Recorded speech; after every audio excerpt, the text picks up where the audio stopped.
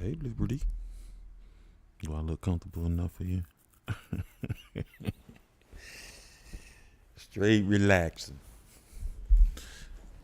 I took me that nap and got straight to this.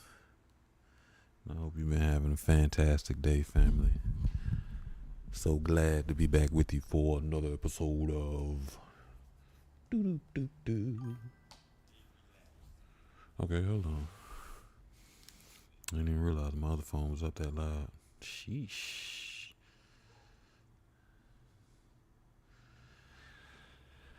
Another episode of Soul Swami Live. This is Thursday Night Book Club. And tonight we will be starting a new book. Man, listen. Even go live, right?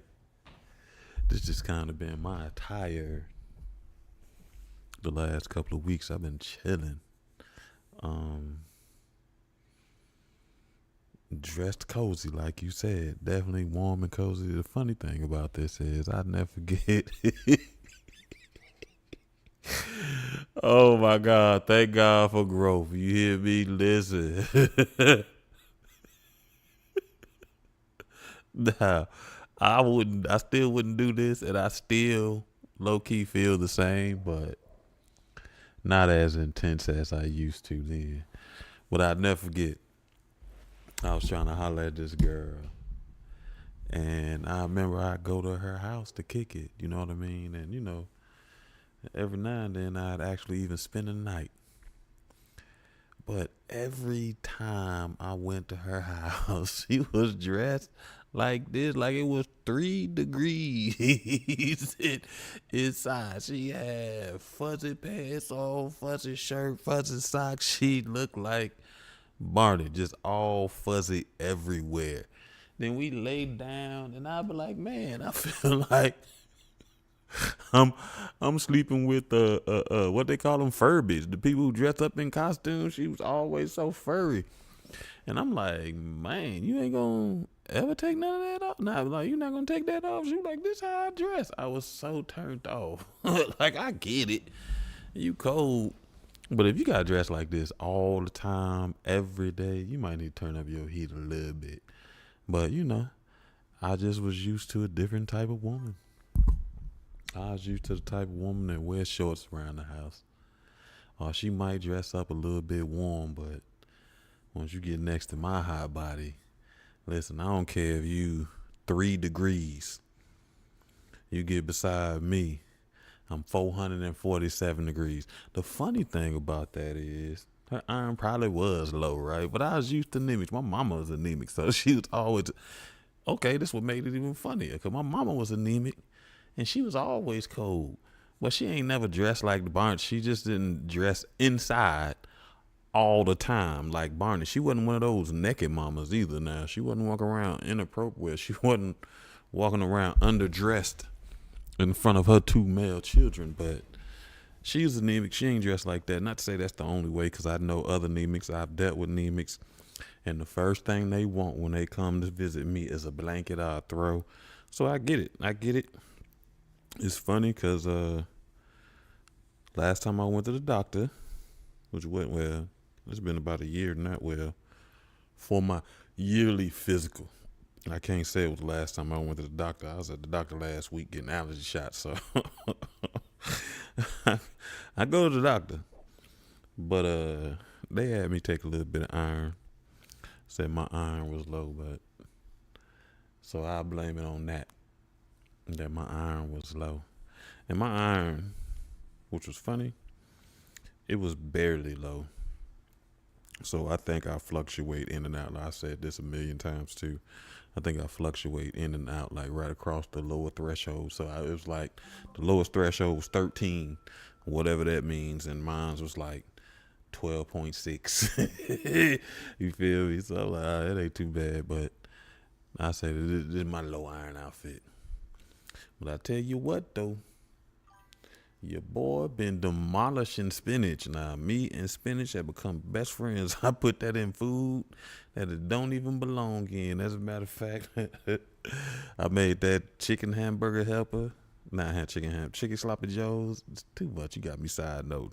I made them chicken sloppy joes. Put spinach in that. They ain't had nothing to do with chicken sloppy joes. I just made that. No, I made the vegetable versions of it with just beans and spinach and mushrooms, and then I just made chili. And I ain't just make that. That was my last all vegan meal. Um, well, it wasn't even all vegan. I put half a pound of the leanest ground chicken in it, but I put spinach in that too. But I put a bunch of mess in that chili. I put black olives.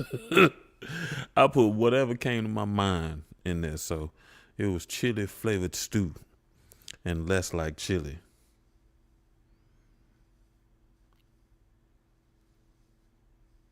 Hey, I 100% get it.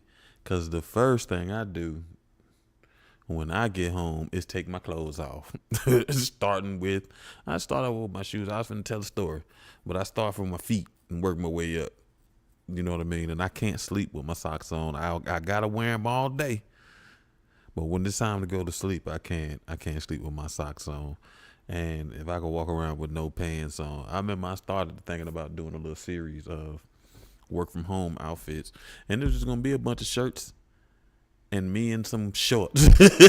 I'm like, man, you don't know what these people be wearing at home when they don't gotta get dressed for work every day. Probably like me, I just put on a shirt like that. I'm like, man, I be looking through my closet like, man, I gotta go put on a shirt. So disappointed. And put on the shirt that people have no idea that that's all I got on. I got on some. I might have a pair of socks on with my big toe hanging out of. I need to get rid of those socks. I'm so disappointed though. I like my mustache socks, but I got 10,000 pairs of socks. Right, I do take my shoes off at the door. I do got a spot where I don't. I've interacted with enough women to know that they don't like you leaving your clothes on the floor. Now, if they come home and they take their clothes off, they understand. They be like, man, I'm tired. I need to get these clothes off. But they don't want you leaving your clothes on the floor. Even at, listen, I've never lived with a woman at her place. You feel me? I've had women live with me. Even if it ain't all, even women just come to stay for a while. Even if it ain't their place, they don't want you to do that. Anyway, so tonight we start Changeling. That got me sidetracked, man. Soul Swami Live, where we discuss all things healing. Tonight is a spinoff of our Tuesday night show. It is Thursday night book club, and we will be starting the book Changeling by Victor Lavelle. We have read several of his books up to this point, and I'm not even gonna lie, we're reading this book because I wanted to. I didn't even ask a poll or anything like that. It's a TV show on Apple TV. Let me plug the TV show as well that I wound up liking. What's his name? Lakeith. Because I was getting ready to say the dude from Get Out and Sorry to Bother You with the Equestria Sapiens, but Lakeith Stanfield. Ain't that his name? His name Stansfield. Because ain't that been around the world, nah, yeah, yeah. And her last name Stansfield. I can't find my baby. I don't know and I don't know why. Shit, Jesus Christ. Y'all playing that in there. Okay, so it is the Keith Stansfield. I'm on point. Whoop, whoop, whoop, whoop, whoop. So, anyway, so the TV show on Apple TV with the same name as the book called Changeling. And they made one season. It took a little minute for me to get into it, but I don't know. I like sci-fi, so I got into it, especially by the time when she tried to get rid of that baby. And we woke, and the episode started. He done been knocked out and got the bike loop around his neck. I'm like, oh man, I got that for my bike. I ride around with that. I got a holster for that lock on my bike. As crazy as it is, side note, I'm all the way off topic, family. So forgive me. I'm just all the way off talking about that movie. But anyway, they ended the season with a great cliffhanger but they still are undecided if there'll ever be a season 2. So, we gonna read the book so we can get past the season 2.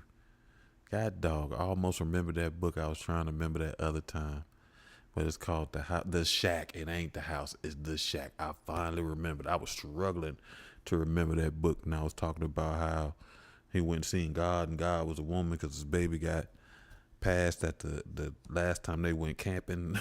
Wild story. I couldn't remember that. But anyway, generally at the beginning of every show, we do a little energy work. This week we are on our throat.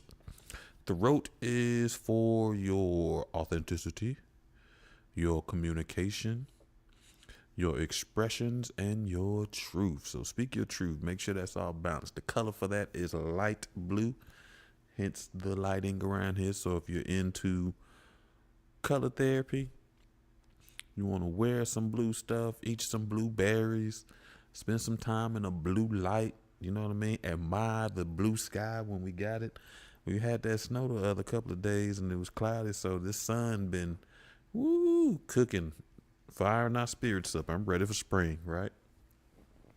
Well, let me get through my birthday first. You heard. If you are into aromatherapy and essential oils, you want to think chamomile, peppermint, cypress, and bergamot. I don't really like bergamot. When it comes to man cologne, they always be trying to make us smell like wood bark. Like, here's a manly scent, wood bark. I'm like, bro, I don't want to smell like wood bark. You know what I mean? You attract more flies with honey. I want to be out here smelling delicious. So the girl be like, is that you? I don't want to smell like wood bark and grass, fresh cut grass. He be like, here goes a man scent. It's mixed with bergamot, wood bark, and fresh cut grass. Who wants to smell like that? You feel me? But some dudes be buying it. They be like, this smells great. And some women like it too. So I don't know. It don't match my pheromones. My pheromones is like candy. Sweet, because I'm a sweet guy. If you are into crystals and gemstones, you want to think turquoise, aquamarine. I want something aquamarine. I used to always love aquamarine, which is crazy. I used to love next to amethyst. I always wanted aquamarine. So I need to find me some aquamarine. I need to invest in some jewelry, some more jewelry. For real, specifically. But I want something really nice. That's aquamarine. You want to think lapis lazuli and blue lace agate. That's what my spoon ring is, blue lace agate. Uh-oh. Oh, lumberjack, you over there hating? Let me find out. Hey. Todd was trying to hate on me earlier. Is this video I sent, and it was talking about, don't nobody think you pull more girls than the girl that like you. And I always say that because Toddy always partially, she always swear I got the hoes. And of all the people that I argue with about that topic, she the only one that has a leg to stand on. Everybody else always talk about, well, when you post a picture on Facebook or when you say something, oh man, them people just be advertising and they don't want me at all, right? But only reason why Toddy got that leg to stand on, because there's a girl at my job that was gonna murk her and me and anybody else. She was gonna get me. Hey, listen, Liberty, you should have been that, man. She is trying to manipulate Toddy, man. She went and brought her some shoes. I remember one day she showed up to work. That shit was so funny. And me being as messy as I am, oh my God, I'm in tears. Because I ain't never said this to Toddy either. This is Jesus Christ. She showed up to work. She had these shoes. And she was like, you think Toddy want these shoes? What you think I said? Immediately, yes. Oh yeah, she'll love them. But listen, when I first saw them shoes, I'm like, don't nobody want them shits. You don't even want them shits. Why you think she gonna want them shoes that you don't even want, man? Somebody already told me don't be giving away stuff you don't want, man. I feel you. Like, yeah, so much junk. That's yeah. Give people some stuff that you would want. You feel me? So when that girl showed up with them goddamn shoes, just raw, no box, no bag, no nothing. Just holding them up like, you think she want these? Like, I got a double burger with cheese. Oh my God, she had them things up, and I was like, yes, those the ones. Them the ones she definitely gonna want. She gonna be like, yo, I gotta wear these tomorrow. She's gonna put a fresh outfit just for them goddamn shoes. That girl try to get tied in the woods is gonna unalive her. She gonna get shared next, and she just gonna get me cause I keep playing. You feel me? She like, I'll get you cause you keep playing. Oh my God. Woo, I'm sorry. Good time. So Toddy almost got assassinated. So, just because she worked with me. You feel me? So I give her a little bit of leeway when it comes to it's raining. But Jesus Christ. Woo. I can laugh about it now, but that time was scary. I was at work every day with that fire. I ain't want to get caught slipping. You heard? She gonna jump out them woods on me. You got my nose in here running. I'm like a little kid now. Hold on, family. Hey, listen.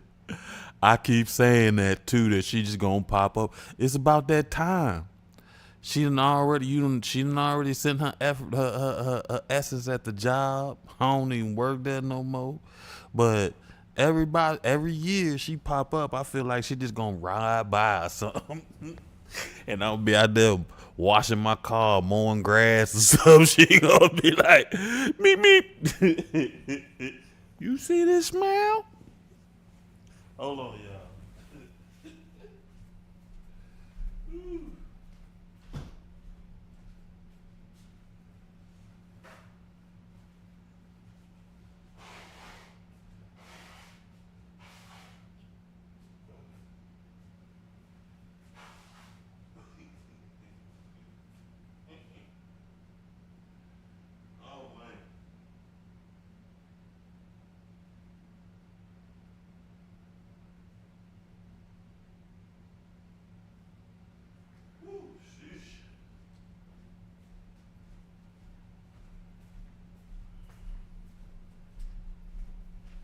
Right.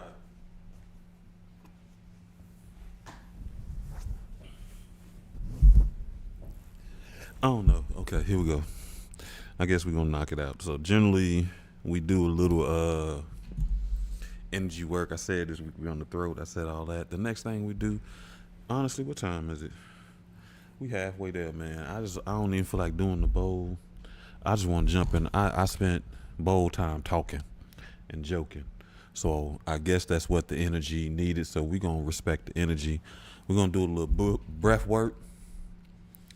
But before we get into that breath work, this is your weekly reminder, if not daily, that you can purchase the 7 Spaces of Healing on Amazon. Today it is available in ebook and what's this? Softback? Not hardback. But it ain't hardback. You can definitely purchase that. It is a great manual to help you visualize and conceptualize 7 necessary spaces that will be a part of your growth and development. Those spaces include love, which is important, the foundation, healing, because we want to make sure we're well, solitude, a space to shape our self-awareness and to process our experiences, space of trust, because trust is to be given, not earned, space for risk without a judgment. We want to be able to take some chances and not have the fear that someone's going to judge us inappropriately. Paperback, there we go. What I say, softback, thank you. See, I'm on something other today. You hear me? Hey, but softback sounded good. I might keep that. Something else I heard today that I said I'm gonna start keeping too. Let me finish this: a space of accountability and a space for forgiveness. But paperback, I'm gonna remember that paperback. But I like softback, so I'm going hardback and softback. We're gonna keep that. But I'm listening to NPR. NPR be tripping me out, right? The random people that be on there talking is always wild. But one way NPR trips me out is before they go to break, right? They play instrumentals. And you think it'd be instrumentals instrumentals of wholesome songs. But no, listen. The other day, I swear, they had Lil Kim. Keep this on the hush. I know you hear me on, and Lil Junior Mafia, they just played the instrumental. I was like, yo, is this appropriate? For real. So if y'all be wilding with their music, that it's they had some backseat of my Jeep or some LL Cool J song too. And I was like, what is going on with NPR? So that, but they had this dude up there tripping today. They was talking about, what were they talking about? I forgot. But he wound up saying you getting the steak and the sizzle too. Oh, because a plant daddy would need to pay attention to this. Listen, they had a whole segment they were talking about plant life and ecological systems and making sure that you plant native plants so that we can have native bugs and all this other stuff. So when he said, dude was talking about, he likes to see holes in his leaves because that means he is helping the ecosystem. That means caterpillars, they don't really mess with that. They eat a little bit, but they go on about their life, and they do. And he was like, so therefore, I feel like I'm helping the whole ecosystem. So you kind of like you get the steak and the sizzle. I was like, what? The steak and the sizzle? I gotta keep that. Trust me, I'm gonna start using that for the show. Right here, we healing. You get the steak and the sizzle, baby. You dig? All together. Anyway, we gonna do some breath work. I definitely need it because I'm turned all the way up right now. I can feel it in my spirit. Man, I'm so turned up that if I had company, I'd start breakdancing in front of them and stuff. And both of y'all, I know at least 2 people watching right now have been my company before. So they know how I get when I be turned up. when I turned up, man, I'm loose. You know it don't take much. Don't tell me to do it, child. I'll be up here.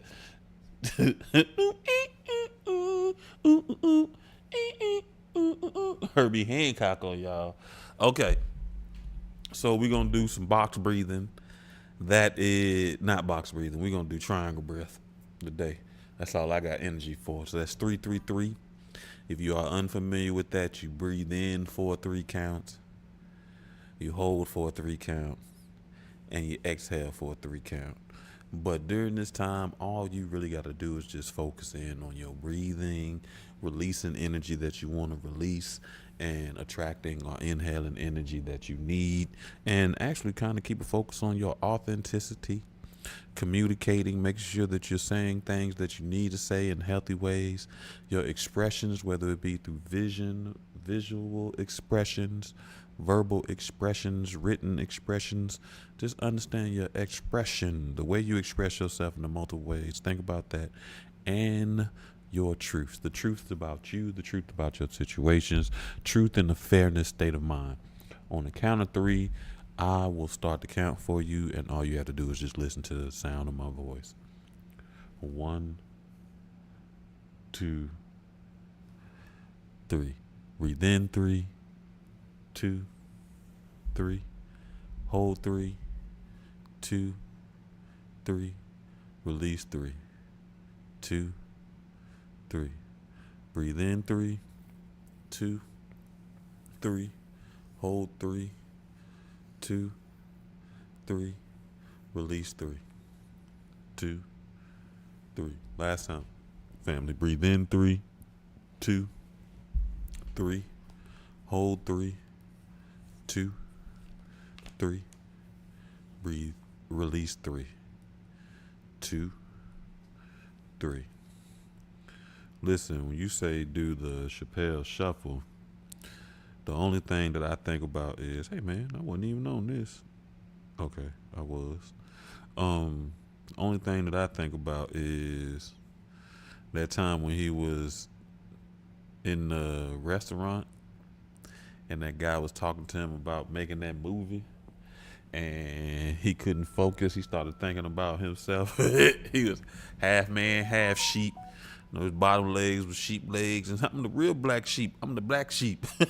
Doodle-doo, doodle-doo, doodle-doo, doodle-doo. Yo, listen, that doodle-doo, doodle-doo, doodle-doo, that lives in my head rent free, right beside Hustle Man's "Pick Up the Pieces." Doodle-doo, doodle-doo, doodle-doo. Pick up the pieces. What? Pick up pieces. So those two sound effects live right beside each other. You dig? Your journey to emotional freedom starts here. Order the 7 Spaces of Healing now on Amazon. Right? Okay, here we go. We're going to start the change. I know I was spelling his name wrong. I thought it was 2 A's. Victor Lavelle. I know that's right. That's the difference I'm gonna do when the next book. No, I already started formatting it. It's gonna be the identity book. Now I started formatting the chapters, and now I got to line the information up in a way that makes more sense. And it's gonna be more chapters. Right now, I'm on 8 chapters, but you can go ahead and double that. I know it's gonna at least be 16 chapters. We doing work. I got work to do. I got work, baby. I got a job, baby. Oh. Okay. Superstition was one of my favorite Stevie Wonder songs. When you believe in things you don't understand, then you suffer. I know that's right. Stevie Wonder, Superstition. When you believe in things you don't understand, then you suffer. Superstition is the way. Do, do, do, yeah. I know that's right. You know what's funny about that? I ain't even know that's what he was saying to this book right here. You heard? And it just hit me. That's why I sang it. When you believe, that is what he's saying. When you believe in things that you don't understand, then you suffer. Wow. Superstition is the way. Chapter 1. This fairy tale begins in 1968 during the garbage strike. In February, New York City sanitation workers refused to pick up trash for 8 straight days. 100,000 tons of garbage filled the sidewalks, spilled into the streets. Rats ran laps alongside morning joggers. Rubbish fires boiled the air. The 5 boroughs had been given up for dead. Still, there was some cracked magic in the air because that was when Lillian and Brian met. Dang. I'm going to be so sidetracked to the book because I seen the show first, so it's going to make some sense to me. Each had journeyed from far-flung lands to find one another in Queens. Neither could have guessed the wildness that falling in love would unleash.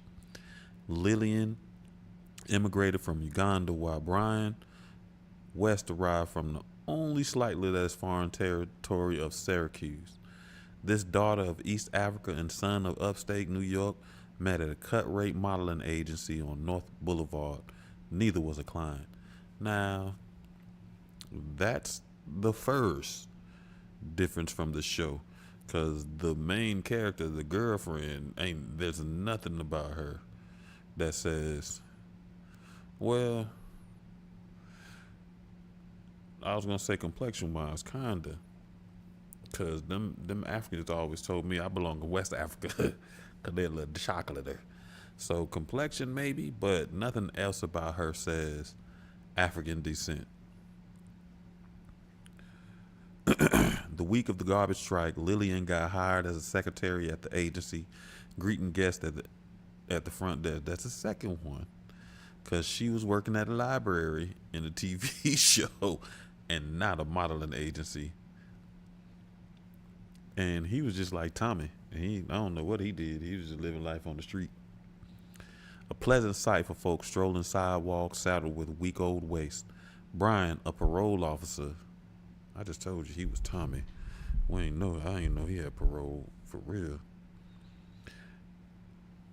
Had been paying occasional visits to the agency's founder, Pavel Aryansve, one of his parolees, who has spent 4 years in prison for fraud. Brian didn't believe Pavel had gone legit, but that week Brian became focused less on Mr. Arisenyev,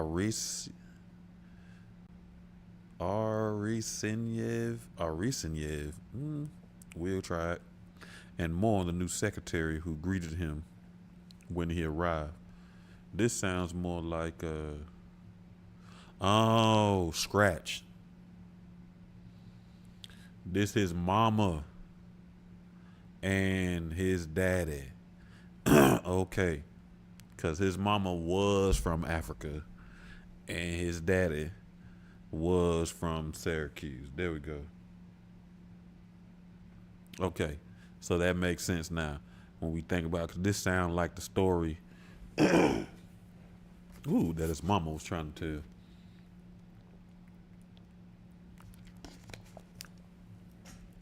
Yeah, they didn't start with the mama on the show. They started with the son and his girlfriend. So that makes sense. Makes sense. Makes sense. Makes sense. Because the daddy was there to see the dude. Because the mama got fired because the Pavel felt like, yo, you making it hot for me. Meeting her felt like finding the rose growing in the landfill. Brian dropped by the modeling agency 4 times that week. Despite his immediate attraction, Brian had a habit of mispronouncing Lillian's Kagwa's last name, and Lillian kept mistaking Brian for another white man. Hardly kismet. Still, Brian West, short, stocky, and persistent, simply wouldn't quit. And on the days when he didn't show up, Lillian, to her own surprise, found she missed him. Lillian had come from Jinja, the second largest city in Uganda, where she'd lived through the country's emancipation from Britain and its eventual homegrown rule by Milton Obote. Obote used the army and his secret police, the General Service Unit, to rule the land. They spread wickedness wherever they went. In 1967, Lillian and 3 cousins were traveling to the capital, Kampala, when they were pulled over by 3 men claiming to be agents of GSU. The 4 cousins sat quietly as the agents inspected their identification, then demanded the only male cousin, Arthur, come out and open the trunk. Arthur didn't want to leave Lillian and his sisters, and he hesitated. In that moment, one of the agents leaned in and casually shot Arthur in the stomach. Lillian and her cousins were temporarily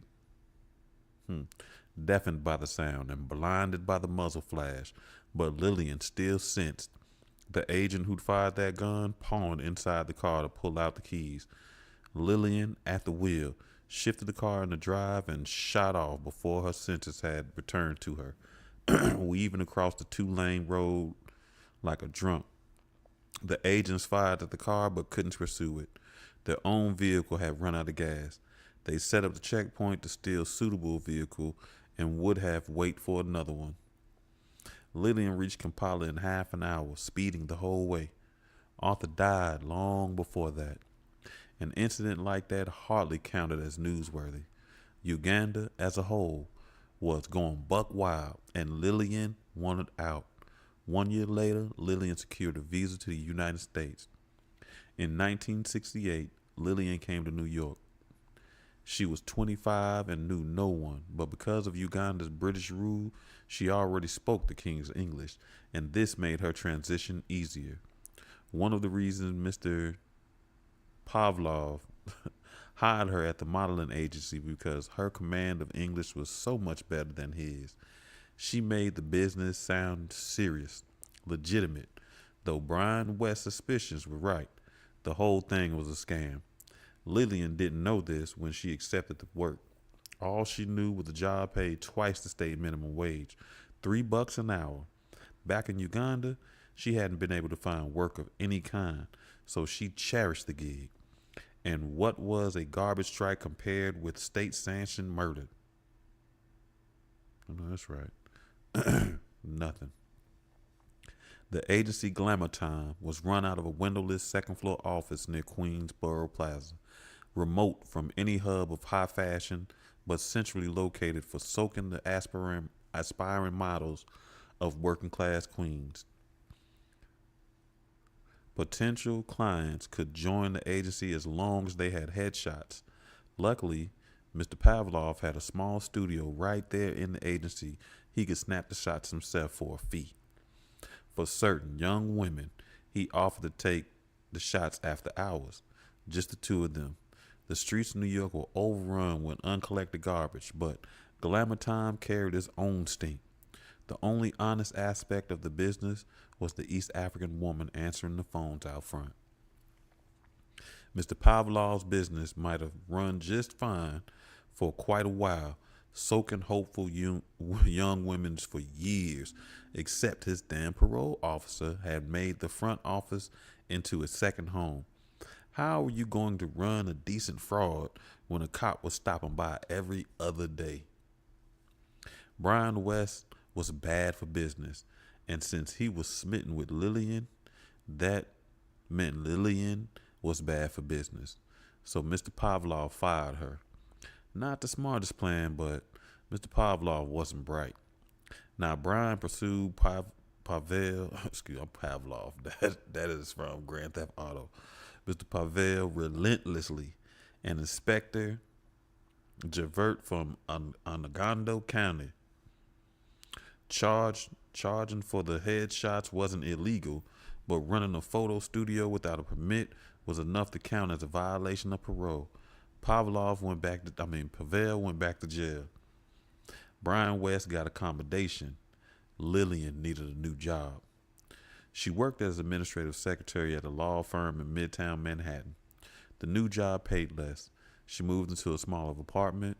She cut off all communications with Brian. He cost her a good job, and the commute to Midtown added half an hour of travel time each way. So no, she did not want to get dinner and a movie with Brian. Thank you. Anyway, she was young, and it was New York City, where a lot more fun was to be had than back in Jinja. They met in 1968, but didn't go on their first real date until 8 years later. Brian West gave Lillian room, backed off by a borough. He rented a place on Staten Island, but he couldn't stop thinking about her. Why? What was it about Lillian he couldn't quite explain? It was as if she had cast a spell. Brian West had been the only child of two wildly unromantic drunks. At 12, Brian had a job selling candy at the Elmwood Theater. He made the mistake of proudly displaying his earnings to his father, Frank. He expected a pat on the shoulder, words of congratulation. Instead, the boy endured a strong-arm robbery right in his own living room. His dad had bought a case of Janice beer with the money. Mom and Dad finished it before bedtime. A household like that will either break you or toughen you up, maybe both. What was waiting on a woman to forgive you compared to having your father beat you up and steal your first paycheck? I guess.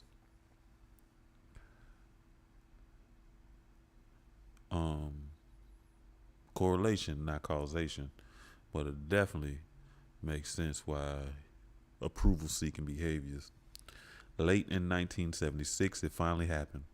Brian West and Lillian went on a date. They both been 25 when they first met during the week of the garbage strike, but now they were 33. Lillian had met a lot of men during those intervening years, and Brian benefited from the comparison. He worked hard, didn't drink, saved his money, and paid his debts. Funny how much he values such qualities now. Right? Right. The only hiccup came at dinner when Brian talked about how much he wanted children. The chance to be a husband and a father. As soon as he'd seen her at glamour time, he'd sensed she would be a wonderful mother. When he finished talking, she reminded him gently that this was their first date. Maybe they could wait to make wedding plans until after the movie at least. To Brian's credit, he didn't act wounded or angry. He laughed. He didn't know it, but it was in this moment that Lillian truly fell for him. Yeah, you can't trip on that. You be like, you got me. I am tripping. I'll be like that too. So I get it.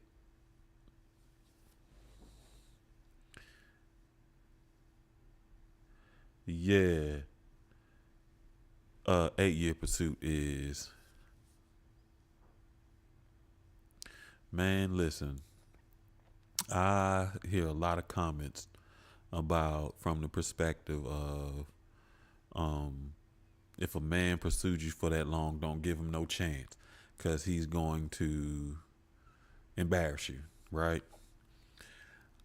I've learned from the other side of that coin, if you have to pursue a woman that long, don't do it.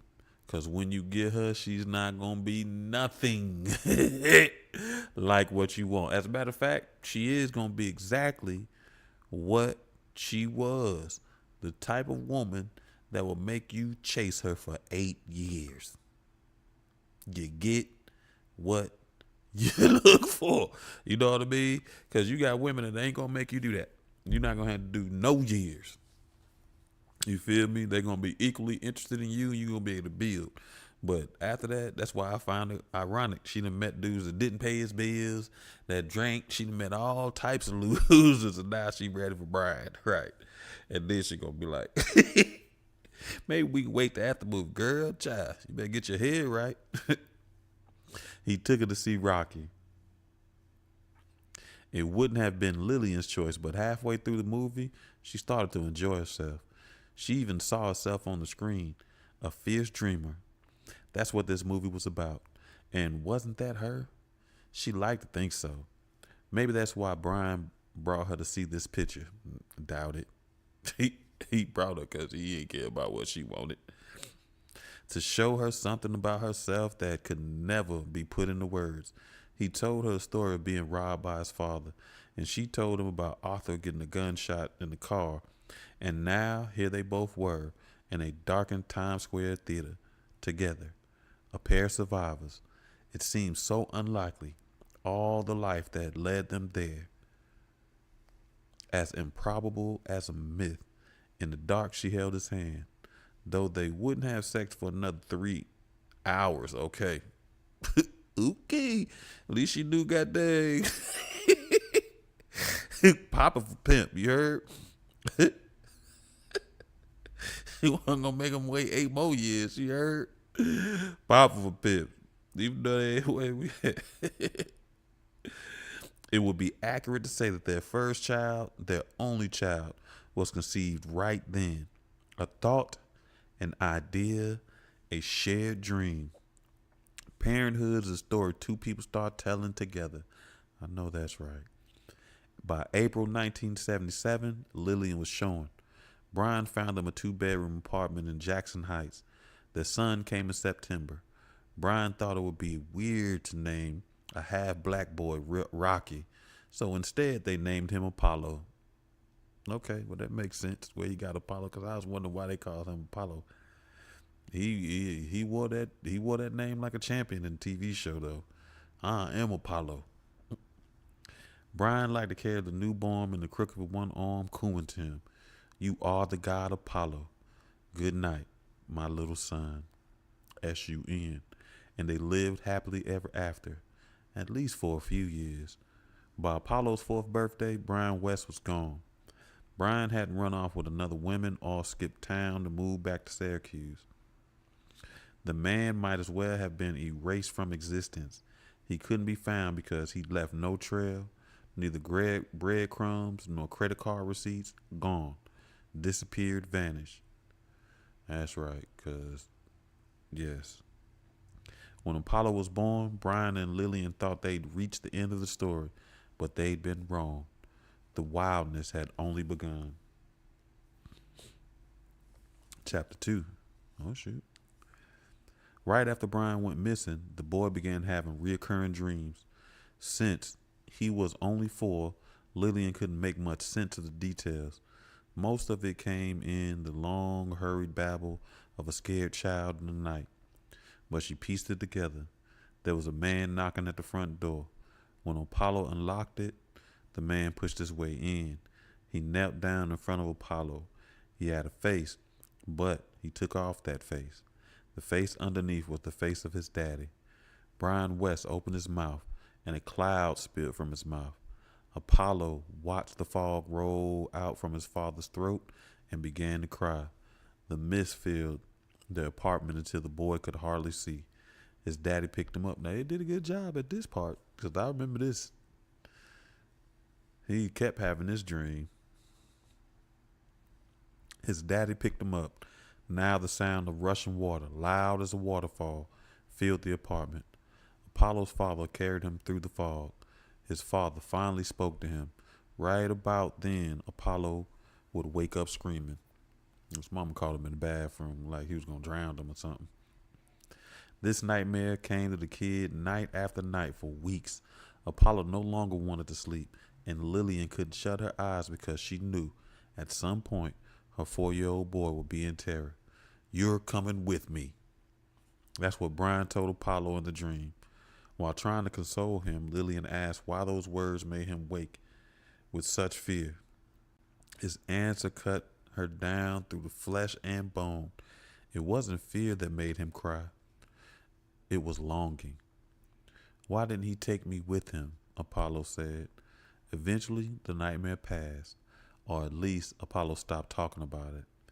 This let life reset to its new normal. Lillian, a single mother who worked full-time, taking classes on Saturdays to become a legal secretary and raising her child alone.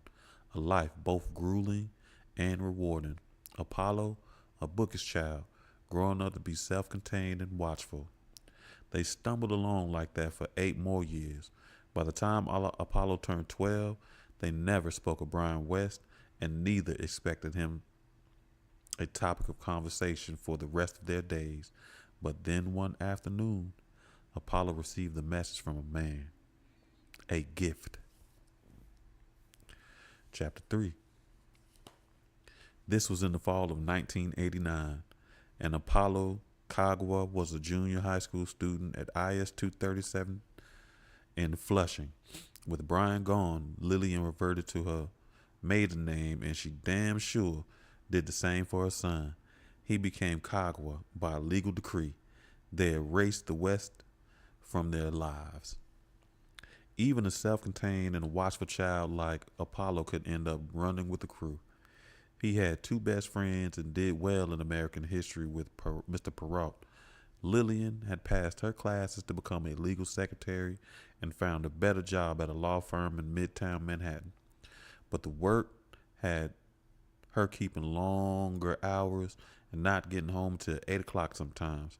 Latchkey kid was the term. Adults lamented this new reality on the Donahue show.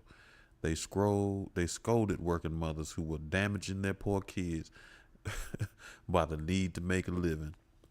Apollo, 2 things can be true at the same time. Latchkey kids were forced to grow up quicker than they should have. Their childhood was erased by the same thing that erased the parents, the pieces of their parents' opportunity to parent. The need for survival. That's why so many of us are stuck in survival now, right? We was raised in that energy. Apollo spent that afternoon as kids do when they don't have to be home right away, dipping into nearby diner to play a few quarters with Galaga, then off to the bodega for quarter waters and chips, looping around the corner of the Golden Street where a game of running bases had popped off. He played for an hour or three, then headed upstairs. It had been, in all honesty, a day or two since he'd had a shower, and the game worked up a funk even he couldn't ignore. Apollo turned on the shower and had stripped halfway down when he heard a heavy knocking coming down the far end of the apartment. When he ignored it, probably just a neighbor looking for his mom, the pounding only got louder.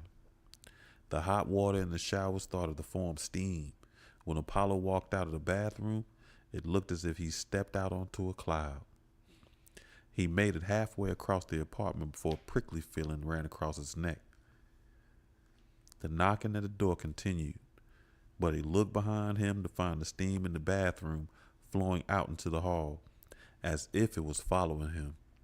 Apollo felt woozy just then, as if without knowing it, he'd taken a step into someone's dream. His own dream. He felt jolted by the realization he'd had this dream night after night when he was young. How young? 3 or 4? There had been knocking at the door and the sound of running water. The apartment was dense with fog, and he ran for the front door. As soon as he got close, the knocking stopped abruptly. "Wait for me," he whispered.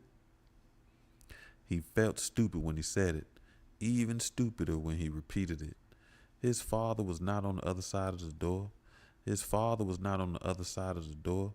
His father was not. And still, Apollo snapped the locks open. He felt as if he was shrinking.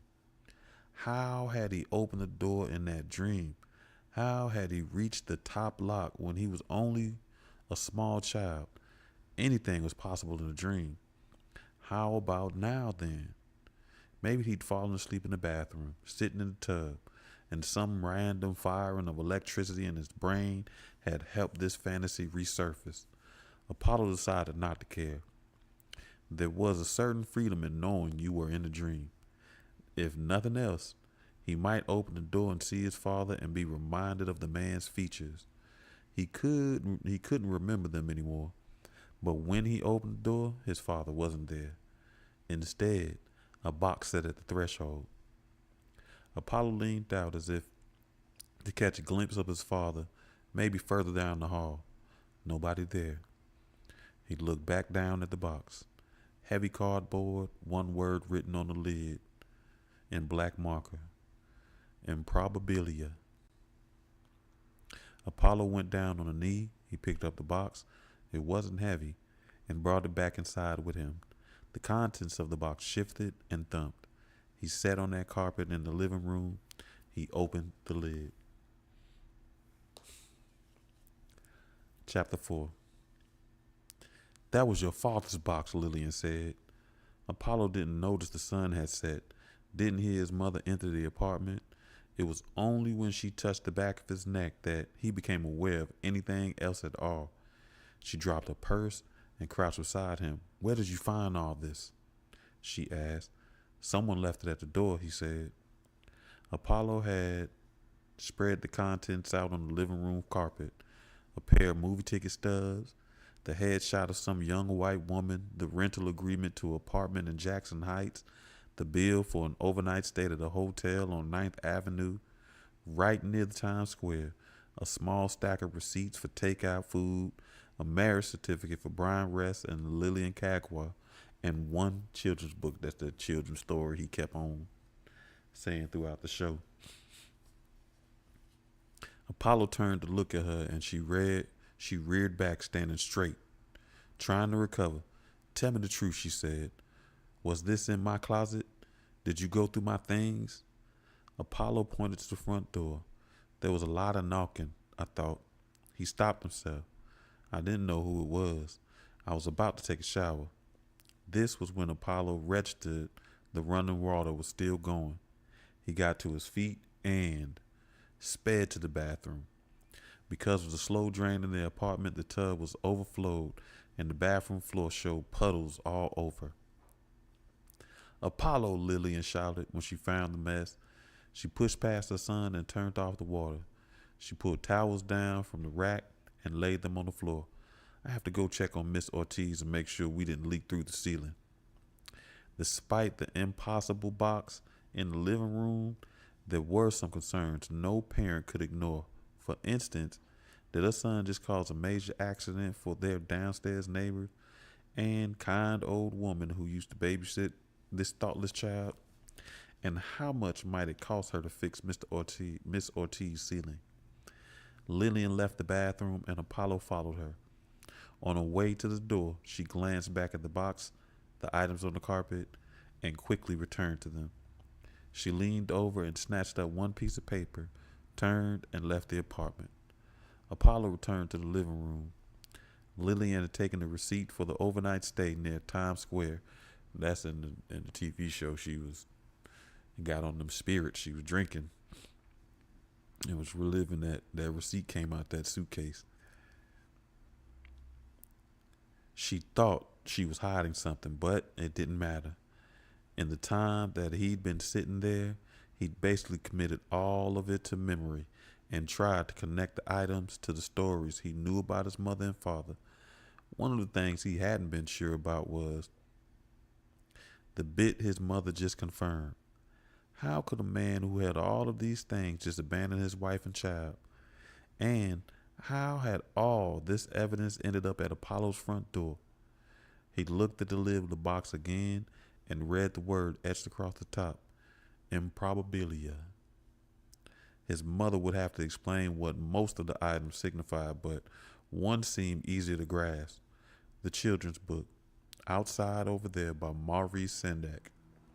Apollo opened it. He'd been hoping to find a special note, a dedication of some kind, from father to son, even just evidence of his dad's handwriting. None of that, but the pages were well worn, the upper right corner of each page faintly smudged. The spine of the book showed cracks. It wasn't for display. This book had been read many times. Apollo imagined Brian West maybe sitting on this very couch, reading the book aloud to his child. Now he read the first page aloud to himself. When Papa was away at sea, he began. His mother wasn't a reader. For all her good qualities, this just wasn't one of them. Lillian worked like a beast, and at night she had the energy to sit with him and watch television. That's all. Many nights, that's what I'm talking about. They lost a lot because latchkey kids, that's pretty much what you did. If you got your parents at night, that's pretty much what you did. They just had energy to watch TV, if they had energy to watch TV with you. It was wild. Many nights she fell asleep right there. Apollo didn't mind, but once she knocked out, he'd take her shoes off, slip off her wig, turn off the television, and go into his room to read. He'd been like that ever since he could sound out words. The book in his hand allowed him to imagine there was a time when he wasn't the only reader in the home. He liked to believe he'd inherited a taste for text. Maybe this book had been the first of many his father planned to share. Apollo's appetite for reading only grew after he found the box. Apollo read in bed and while using the bathroom. He took books to the park. He read softbacks while he played right field. He lost books, spilled soda on them, and splotches of melted chocolate fingertips appeared inside. Even the kindest librarians had to start charging replacement fees, so Lillian began practice of bringing books and magazines home from her law office, Reader's Digest, People Consumer Reports, and Bon Appetit. He went through all of them and still wanted more. She befriended secretaries on the other floors of the buildings and even convinced a few of them to start subscribing to magazines that differed from the ones at her firm. A dentist's office across the street kept mass marketed paperbacks excuse me, softbacks for its clients. And she convinced the woman at the front desk to give her old copies to her rather than throw them away. These were romances, thrillers, mostly. True crime thrived. Hmm? Lily and Kagawa didn't vet the volumes, just plopped out. Man, I know that. I was reading books I had no business reading. Adult books. Just plopped them into a plastic bag and took them home on the 7 train. So Apollo read Anne Rule's The Stranger Beside Me, The Wayward Heiress by Blanche Chenier, and Dragon by Clive Cussler when he was way too young to understand them. That's what the problem. I didn't know what I was reading. Nevertheless, he finished each one. Unsupervised reading is a blessing for a certain kind of child. Valid. Lillian didn't fully grasp the kind of child her son was until a Saturday in early October when their neighbor, Miss Ortiz, from downstairs, came to the apartment. Miss Ortiz was there to see not Lillian, but her son. Lillian's immediate guess was that Apollo had done something wrong, but Miss Ortiz only waved a dollar bill in the air saying Apollo had promised her the issue of People's Magazine with that sweet Julia Roberts girl on the cover. But he hadn't come by it yet. After a few minutes, Lillian sorted through her confusion and consternation to understand that her son had been selling off the books and magazines she'd been bringing home. She felt so aggravated that she went into Apollo's room, found the issue amid one of the stacks on the floor, and gave it to Miss Ortiz for free. She tried to throw in a more recent issue with Barbara Bush on the cover, but Miss Ortiz didn't know who that was. Apollo turned home right around sundown. New York had been going through a warm spell, so the day had been only in the mid-70s. He and his friends had been at Flushing Meadow Park. Ain't that where the little girl was just running from the people with the messed up body? And her friend, Flushing Meadow Park is lit. And, oh no, that's Meadow Lark Park, excuse me. He showed up grimy but glowing. Lillian let him find her in the kitchen. She spent the late afternoon putting all the magazines and mass market paperbacks into garbage bags. Oh, man. Those bags were on the small kitchen table instead of dinner. Before Apollo could ask why, Lillian told him about the visit from Miss Ortiz. I went through the trouble of getting these things for you because I thought you were going to read them, Lillian said. Now she lifted one bag, grunting with the weight, but if not, we can just drop all these down the incinerator. Apollo untied one of the bags and peeped inside. I do read them, he said. All of them. But after I'm done, what should I do? Good question. Throw them away, Apollo. What else? Why? You just had people not throw them away? Like, God, dog. But Miss Ortiz likes reading people, so why not? So why should not charge an old woman? She pays me $0.25. Cover price is $1.95. That's a great deal for her, and she doesn't care if it's a few weeks old. What's wrong with that? Lillian opened her mouth to answer him, but found she didn't have a ready reply. She scanned the bag. At that time, it didn't have to make sense. It was just about authority and what she said. So even though what he says makes sense, it's against what she wanted from him. That's what parenting was in that time. Like, it didn't matter if it makes sense. It's just what I think you should do. And she don't think you should be charging people for no books. Even though you give them a discount, they don't have access to this stuff. Look at all the work she had to go through to get these books. So you think these people are doing this on a daily?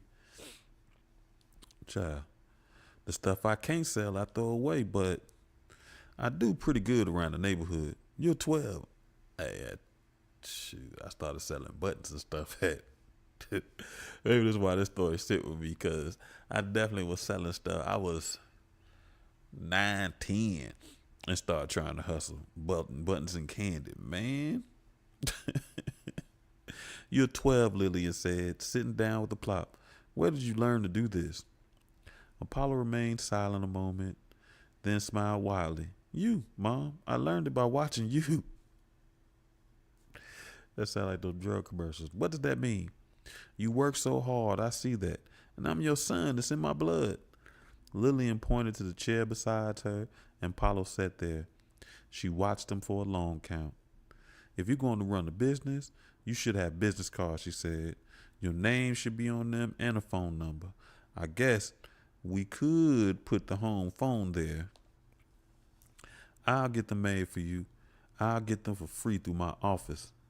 Lillian rose from her chair and returned a moment later with a sheet of typing paper and a pen. She drew a large rectangle and scribbled a few lines. Apollo Kagwa, used books and magazines. She crossed out that second line and wrote in another, affordable books and magazines. That makes sense. Under that, she wrote their phone number. Then she set the tip of her pen at the top of the rectangle and right above Apollo's names. You'll need a name for this business, she rated on him, pen poised. He slipped the pen from her hand and wrote it himself. Improbabilia.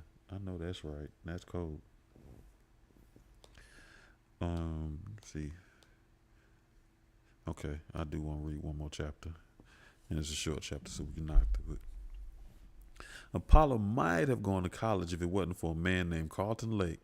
Apollo was a senior at John Brown High School, and based on his grades, he qualified as absolutely average.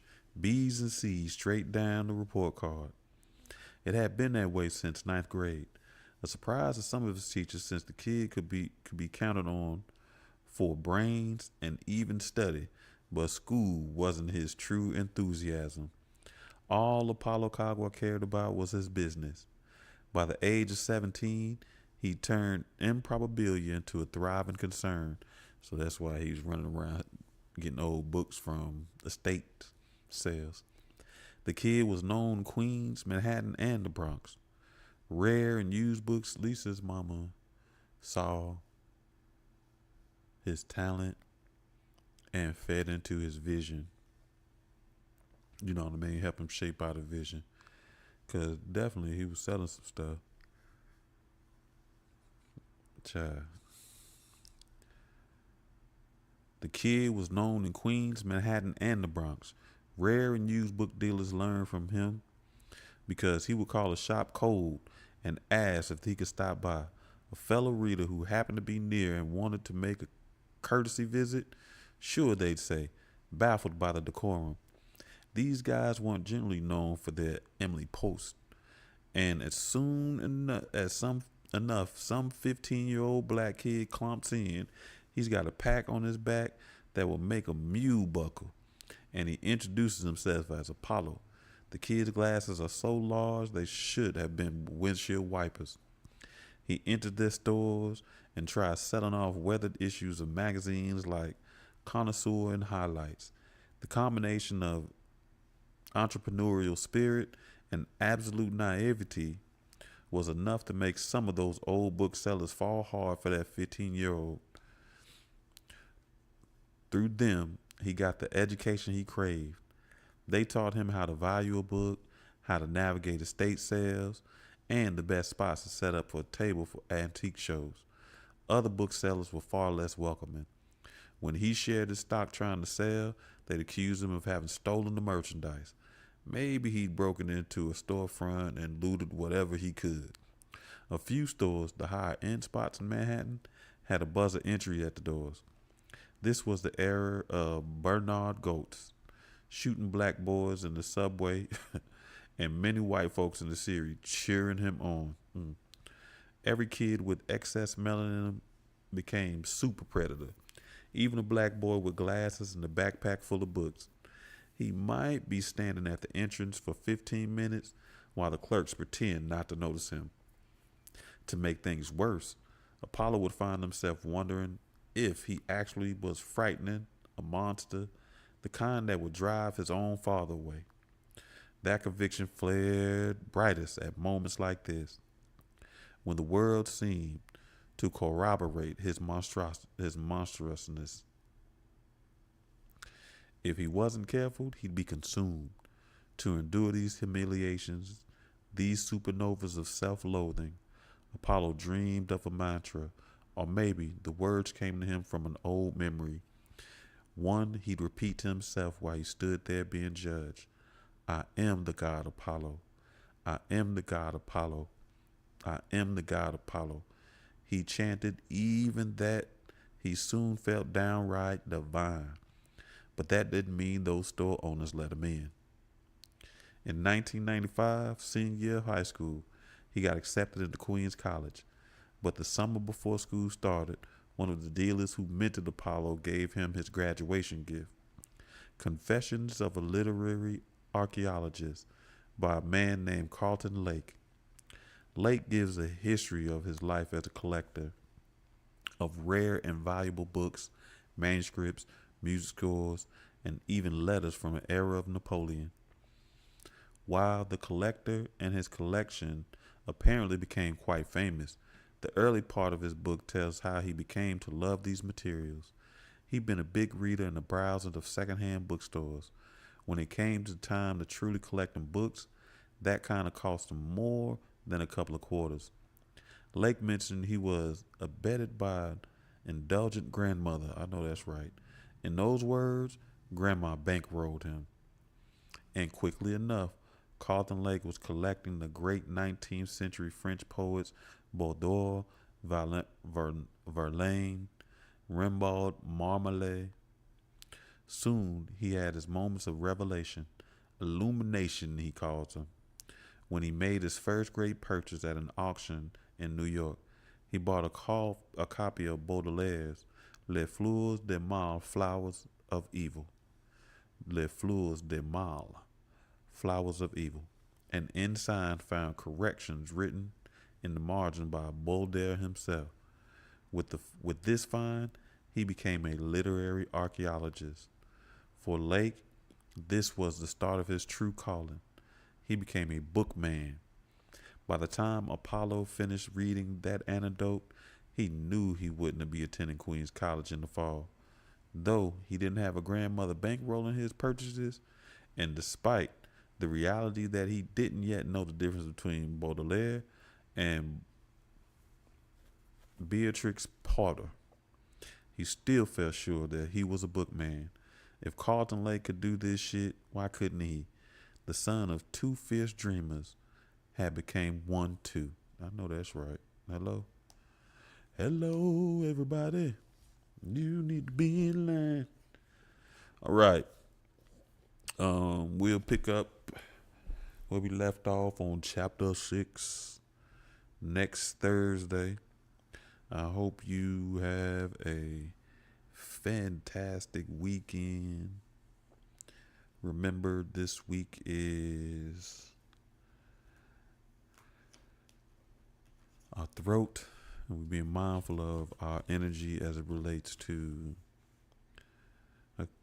authenticity, communication, expression, and truth.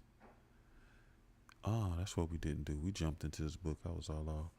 And these are some affirmations to guide your week. I speak and hear truth. I communicate honestly. I live an authentic life. I am fearless and free. I trust what I have to say. I speak and hear truth. I communicate honestly. I live an authentic life. I am fearless and free. And I trust what I have to say. Don't forget, purchase 7 Spaces of Healing on Amazon now. I thank you for your time. Catch us Tuesday as we continue 12 Universal Laws. We're on Law 5 now. There's something like the Law of Divine Action or something like that. But catch us Tuesday as we continue our discussion of 12 Universal Laws, Law 5. And you probably see me get on the game sometime this weekend. But again, I thank you, family. And I will catch you either this weekend or the next week. Peace.